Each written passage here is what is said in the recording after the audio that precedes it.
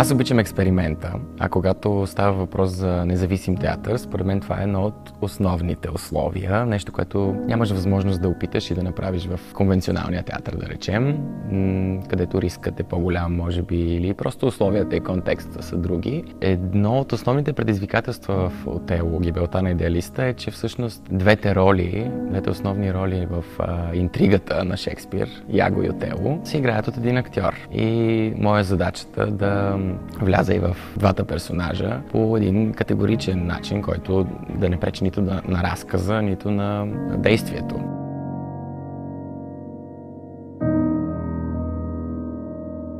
На премиерата беше много вълнуващо, защото аз, освен актьор в представлението, се занимавах и с визуалната среда, костюмите и хореографията вътре в представлението. Имах много задачи, които така времето ни притискаше, както винаги. Никога времето не е достатъчно и винаги не стига. Но в случая беше така. С помощта, разбира се, на всички останали от екипа и на театъра Зарян, където играем представлението, успяхме да осъществим плановете си за това. Винаги е така на премиери, когато за първи път влизат зрителите в салона и са готови да видят и чуят това, върху което ти си работил и върху което си посветил и внимание и отдаденост. И тази първа среща за мен винаги е много специална и много важна и много показателна в един или друг смисъл.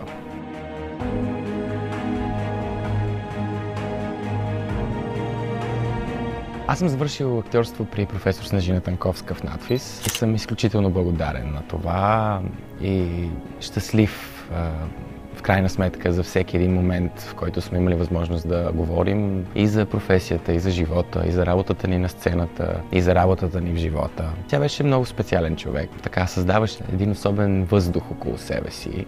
Последното нещо, което каза от болницата се чувахме, докато репетирахме в надфис първото им дипломно представление Бесове. Тя каза: не се притеснявай, Боян Арсов и клас Снежина Танковска, това е един обещаващ екип. Вярвай в задачата си. Разбира се, това ме разстрои тогава, като го чух, но повярвах в думите й и мисля, че това беше смисълът, и това, което тя искаше.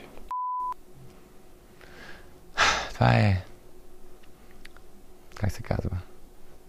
Това е сделката, нали? Така че не бива да пропускаме възможностите, които имаме по пътя.